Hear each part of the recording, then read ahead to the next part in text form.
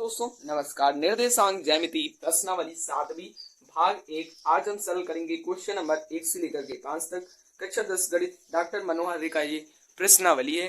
पहला नंबर सवाल देखते हैं। बिंदु -3,4 और -3, देखो 3,-4 को मिलाने वाले रेखाखंड के मध्य बिंदु के निर्देशांकों को ज्ञात करना है। तो इस सवाल को करने से पहले आपसे अनुरोध है, कृपया हमारे चैनल को सब्सक्राइब कर दीजिए ताकि हम कोई भी वीडियो अगर अपलोड करें तो वो आप तक सबसे पहले पहुंचे। चलिए देखते हैं।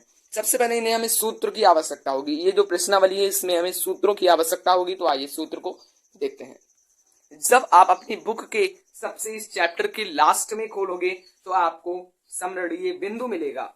जी हाँ, मतलब इसे आप अपने अंदर ग्रहण करो।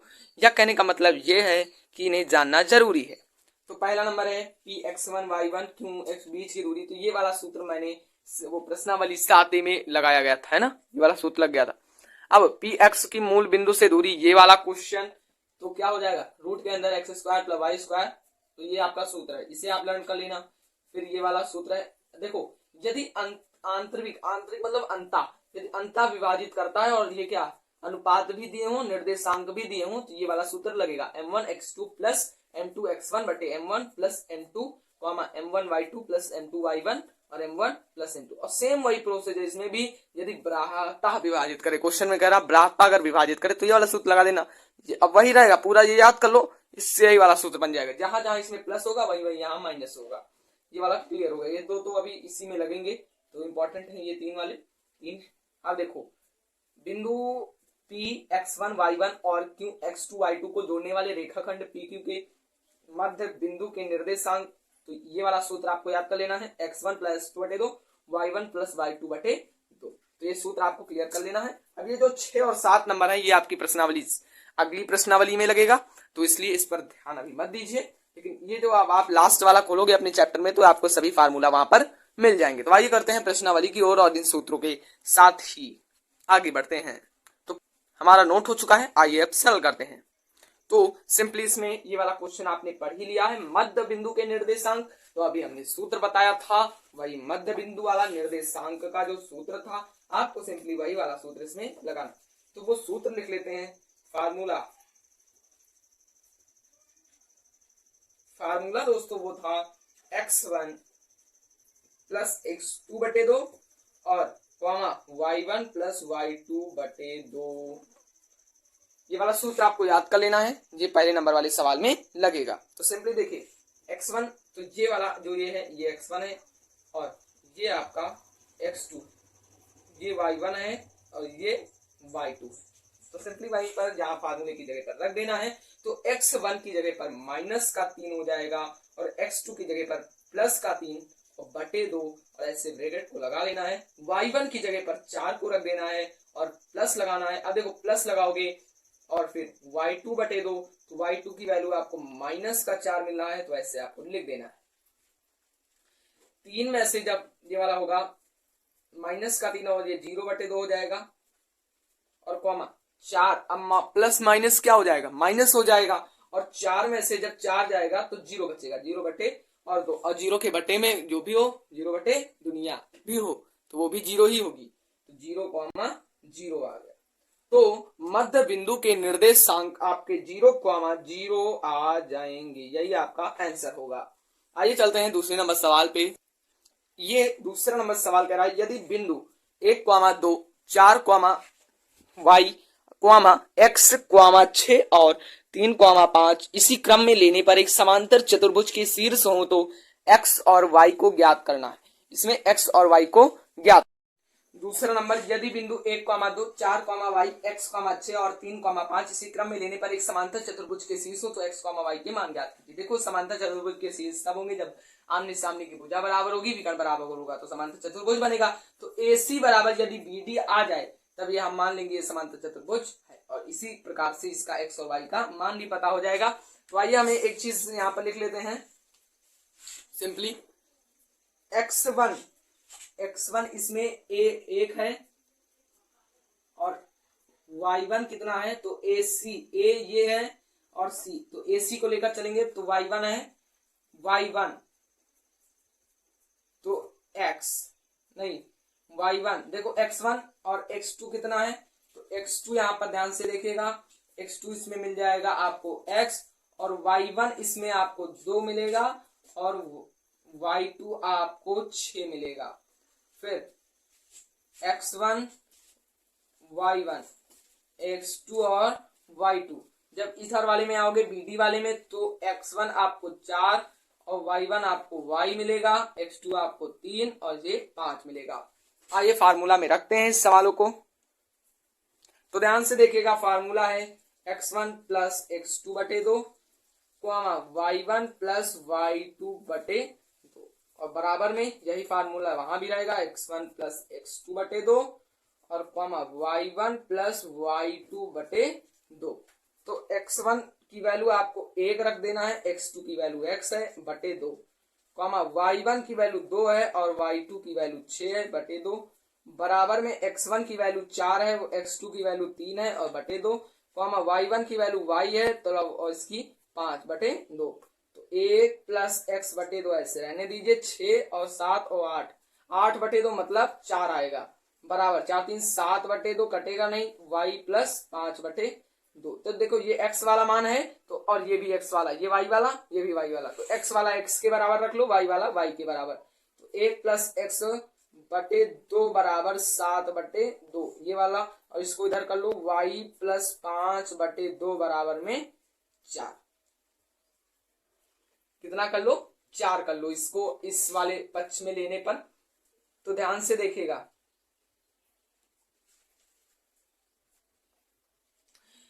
तो इसको इससे गुणा हो जाएगी, तो 2 और प्लस 2x बराबर 7 दूनी 14, तो 2x बराबर 14 माइनस 2, तो x बराबर 12 बटे 2, तो मतलब x का मान आपका आ जाएगा यहाँ पर देखिए 6, x बराबर 6। और इधर वाले में देखिए तो y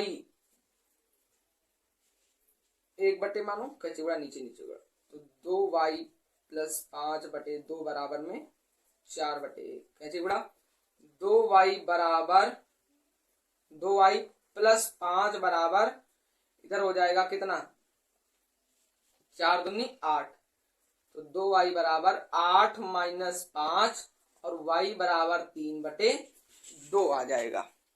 देखो यहाँ पर एक मिस्टेक हो गई, यहाँ पर हमको लगा था y के बटे में कुछ नहीं है, ये 5 बटे 2, तो ये 5 बटे 2 नहीं है, ये सबके बटे में यहाँ पर 2 है। तो यहाँ पर ऐसे लिख दीजिए y प्लस 5, इसे ऐसे कर लो, नहीं यहाँ भी गलत, 2 बराबर में 4 रखने पर तो 1, तो y प्लस 5 बराबर 4 दूनी 8 और y बराबर 8 माइनस 5, तो y बराबर 3 आ जाएगा। तो और निर्देशांक x, y में लिखते हैं तो x की वैल्यू 6 और y की वैल्यू 3, तो यही आपका निर्देशांक हो जाएगा और आपका यही आपका आंसर होगा। आशा करता हूं ये वाला समझ में आ गया होगा। चलते हैं अगले नंबर पे। दूसरा नंबर क्वेश्चन देखिए, उस बिंदु के निर्देशांक बताइए जो निम्न बिंदुओं में से खींचे जाने वाले रेखाखंड को दिए हुए अनुपात में बाह्यता विभाजित करते हैं। अब देखो बाह्यता वाला आ गया तो फार्मूला भैया कौन सा लगेगा, तो फार्मूला आपको सिंपली याद रखना है, यहां मैं फार्मूला लिख देता हूं, m1 x2 minus m2 x1 बटे m1 minus m2, m1 y2 minus m2 y1 और बटे m1 माइनस m2, यही वाला फार्मूला रहेगा। तो ये वाला आपको याद कर लेना है। अब सिंपली इसी प्रकार से यहाँ पर लगाते हैं।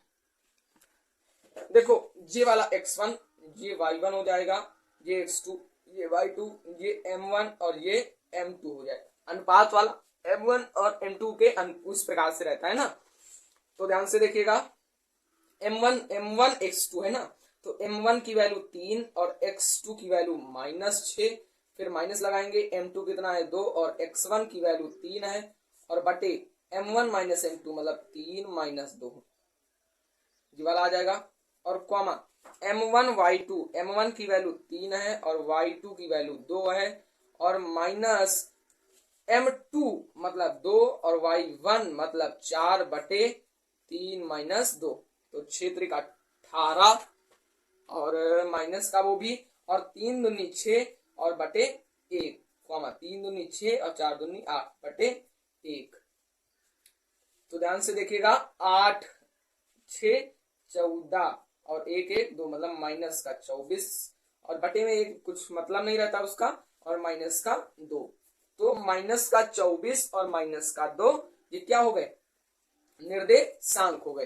तो किस पहले नंबर वाले का निर्देशांक ये आ गया। अब आइए दूसरे नंबर पर देखिए, इसका दूसरा जो पार्ट है -2, 5 तथा 6, 4 अनुपात 1, 2। तो ये x1 हो गया, ये y1, ये x2 और ये y2, ये m1 और ये m2। सिंप्लीफाई फार्मूला लगा देना है, m1 x2 मतलब 1 गुणे x2 मतलब 6 माइनस m2 मतलब और x1 कितना है माइनस का 2 और बटे 1 माइनस 2 और कॉमा y m1 कितना है 1 है और y2 4 माइनस m2 कितना है 2 और y1 5 बटे 1 माइनस 2 मतलब m1 माइनस m2। तो 6 माइनस माइनस प्लस 6 दूनी 4 बटे माइनस का 1 बटे नहीं कॉमा 4 एकम 4 माइनस 5 दूनी 10 बटे माइनस का 1 6 4 10 और बटे माइनस का 1 और इधर माइनस का 6 और बटे 1। तो माइनस से माइनस इधर वाले में जाएगा कट और इस वाले माइनस का जब भाग इधर देंगे तो माइनस का 10 कॉमा माइनस का 6 आपका क्या आ जाएगा आंसर आ जाएगा।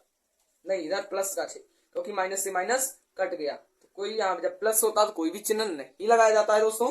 तो ये 3 नंबर सवाल आपका हल हो चुका है। चौथे नंबर सवाल पे चलते हैं। उस बिंदु के निर्देशांक ज्ञात कीजिए जो बिंदु 1 -1, 7 और 4, -3 को मिलाने वाले रेखाखंड 2:3 के अनुपात में विभाजित करते। देखो इसमें ना कोई ब्राह्मता दे रखा है ना अंतर रखा है विभाजित करा। तो दोस्तों जब इस प्रकार का क्वेश्चन मिला करे तो आप आंखें बंद करके सूत्र अंतः वाला लगा दिया करिए। कौन सा m1 x2 plus m2 x1 बटे m1 plus m2 comma m1 y2 plus m2 y1 बटे m1 प्लस m2। ये वाला आपको बिना रुके यही वाला आपको फार्मूला लगा देना है सिंपली। तो आइए देखते हैं। तो ये x1 ये y1 ये x2 और ये y2 और ये m1 और ये m2। तो m1 की वैल्यू 2 है और x2 की वैल्यू 4 है प्लस m2 की वैल्यू 3 है और x1 की वैल्यू माइनस का 1 है और बटे 2 प्लस 3। m1 की वैल्यू आपको यहाँ पर 2 दिया हुआ है, y2 की वैल्यू माइनस का 3 और प्लस m2 की वैल्यू 3 और y1 की वैल्यू 7 बटे 2 प्लस 3। 4 दूनी 8 माइनस 3 एकम 3 बटे 3 2 5 माइनस 3 दूनी 6 प्लस 7 21 बटे 3 दूनी नहीं 3 2 5 आ जाएगा। अब आगे को देखते हैं। तो यहाँ पर ध्यान से देखेगा 8 में से 3 जाएगा 5 और उसके बटे में भी 5 है। अब देखिए यहाँ पर 6 4 10 होता है, 6 4 10। अब इधर बचा कितना 11 और 11 मतलब 15 बटे 5 और इसको काट देंगे 1 आएगा 5 3 15 मतलब 1,3 आ गया आंसर आपका। तो इसमें क्या होगा विभाजित करता है निर्देशांक 1,3 यही आपका आंसर होगा। 5वां नंबर बिंदु 4, -1 और -2, -3 को जोड़ने वाले रेखाखंड को समत्रिभाजित करने वाले बिंदुओं के निर्देशांक ज्ञात करिए। समत्रिभाजित करते तो एक ऐसे आपको लाइन खींच लेना है और इसे ए नाम देना है और इसे बी। यहाँ पर 1 और 2 कट आउट करना मतलब 1 भाग 2 भाग और 3 भाग मतलब त्रिभाजित। इसको नाम पी दे दो, इसको नाम क्यों दे दो। ये x हो गया, ये भी x हो गया और ये x मतलब ये 3 जो आपके क्या आई है त्रिभाजित। तो 3 भाग, 1 भाग x है, 1 भाग x है और 1 भाग x है मतलब जब समान है ना तो मतलब 3 भाग समान ही तो सम त्रिभाजित मतलब समान 3 भाग बट रहे हैं। तो a का निर्देशांक आपको लिख लेना है 4, -1 और b का निर्देशांक -2, -3 लिख लेना है। अब क्या करेंगे देखिए ध्यान से। pb की पहले p और b लेते हैं, इधर वाला इतना ध्यान ना रखो, p और b लेते हैं। तो p b बराबर लिखेंगे तो pb में क्या आता p क्यों आता तो लिखेंगे p क्यों और प्लस क्यों b मतलब pb मतलब इतनी जो इसके अंदर आती है मतलब pb की जो लंबाई है वो किसके बराबर है p क्यों और क्यों b के योग के बराबर है और वो कितनी है 1 भाग x है और 1 भाग x है मतलब 2x हो जाएंगी 2x बराबर में। फिर अब क्या करेंगे अब इधर वाले से लिया था इस बिंदु से, अब ए क्यू से लेते हैं, ए और क्यू से। तो ए क्यू बराबर, तो ए क्यू, तो इतना इधर मुंह अब बंद कर दो, तो ए पी क्या हो जाएगा, ए पी और plus P Q, A P plus P Q is equal to क्या हो जाएगा, ए क्यू। तो इसमें कितना आया एक्स, और ये वाला एक्स जुड़ जाएगा, कितना आ जाएगा 2x। अब क्या करेंगे, अब अनुपात में करना, अब देखो त्रिभाजित करना है तो अब अनुपात भी तो निकालेंगे ना उसका। तो अनुपात में क्या हो जाएगा, एपी अनुपात पीबी, एपी अनुपात पीबी, तो बराबर लिख लेंगे। तो एपी, एपी है ना, ए और पी, तो इसकी वैल्यू क्या है, ए और पी, तो एक्स है इसकी, तो एक्स अनुपात पी और बी की वैल्यू है 2x, पी बी की वैल्यू कितनी है 2x, तो x से x कट जाएगा, मतलब 1:2 आ जाएगा। अब इसमें अनुपात 1:, मानो निकल आया है आपका, लेकिन एक अनुपात अभी और ज्ञात करना है, वो कौन सा है, तो जब a और q लोगे तो ए क्यू अनुपात क्यू बी, ए क्यू अनुपात क्यू बी, तो ए क्यू की वैल्यू आपको पता है 2x है, ये देखिए, और अनुपात क्यू बी, तो क्यू बी देखो, क्यू और बी तो x है, तो x से x कट जाएगा, मतलब 2:1 आ जाएगा, 2:1 आ जाएगा। अब आइए आगे सरल करते हैं। तो आपको लिख देना है, क्या लिखेंगे, तो ध्यान से देखिएगा कि पी ए बी को 1:2 के अनुपात में विभाजित करता, क्या करता है, विभाजित करता है, जबकि क्यों 2:1 के अनुपात में, है ना। तो अब फिर लिखेंगे P तथा Q के निर्देशांक, P तथा Q के निर्देशांक, तो P और Q के निर्देशांक को ज्ञात करेंगे, मतलब P और Q के निर्देशांक। तो आइए इसे ज्ञात करते हैं। एक बार इसे x1, इसे y1, इसे x2 और इसे y2 मान लीजिए, और इस वाले को m1 और इसे m2, पहले ये वाला लेंगे फिर दोबारा में ये वाला लेंगे। तो आइए ध्यान से देखती है, यहाँ पर तो P वाला ले लेंगे, P का निर्देशांक है ना, तो ऐसे खींच दीजिए, और फार्मूला भी वही रहेगा आपका। तो यहाँ पर देखिए m1, तो m गुणे m1 और x2, तो मतलब -2 और प्लस m2 x1 और बटे m1 और m2, तो m1 1 और प्लस 2, और फिर दोबारा दूसरा वाला है m1 मतलब 1 गुणे y2, तो y2 की वैल्यू -3 और प्लस 2 गुणे -1 बटे 1 प्लस 2। आइए आगे ध्यान रखिए, बने रहिए हमारे साथ आगे अधिक जानकारी के लिए। तो देखिए -2 -2 प्लस 4 दूनी 8 बटे 2 एकम 3, -3 और -2 एकम 2 और बटे 3, इधर आ जाएगा माइनस का 6 बटे 3, 3 2 5 बटे 3, 3 दूनी 6 और 5 बटे 3, एक निर्देशांक आया। तो इसको एक ब्रैकेट में लिख लेना है। अब दूसरा वाला, जब हम m1 और m2 की वैल्यू ये वाली लेंगे, तो अब दूसरा निर्देशांक ज्ञात करेंगे। तो m1, तो इधर ही साइड में लगा देता हूं m1, तो m1 1 है, x2 कितना है -2 है, प्लस और इसमें 2 गुणे 4 बटे 2 प्लस 1, कॉमा लगाइए, 2 गुणे -3 और प्लस 1 गुणे -1 बटे 2 प्लस 1, तो 2 एकम माइनस, देखो -2 एकम -2 प्लस 4 दूनी 8 बटे 3 और -3 दूनी 6 और -1 बटे 2 1 3, तो इधर आ जाएगा 6 बटे 3, इधर 6 1 7 बटे 3, 3 दूनी मतलब 2 7 बटे 3, तो एक निर्देशांक ये हो गया। यहाँ पर देखिए नीचे, यहाँ पर एक गलती हो गई है, m1 की जगह पर 2 होगा और m2 की जगह पर 1 होगा, तो 2 दूनी 4 हो जाएगा माइनस का, और इधर प्लस का 4 एकम 4 और बटे 3, तो इधर आ जाएगा 0 बटे 3, तो 0 को किसी भी संख्या से भाग देते हैं तो वो 0 ही आता है, तो इधर एक निर्देशांक क्या हो गया 0, 7 बटे 3। तो यही आपका आंसर होगा। आशा करता हूं कि सभी सवाल अच्छे से ज्ञात हो जाएंगे। ये भाग समाप्त हुआ। मिलते हैं पार्ट 2 में।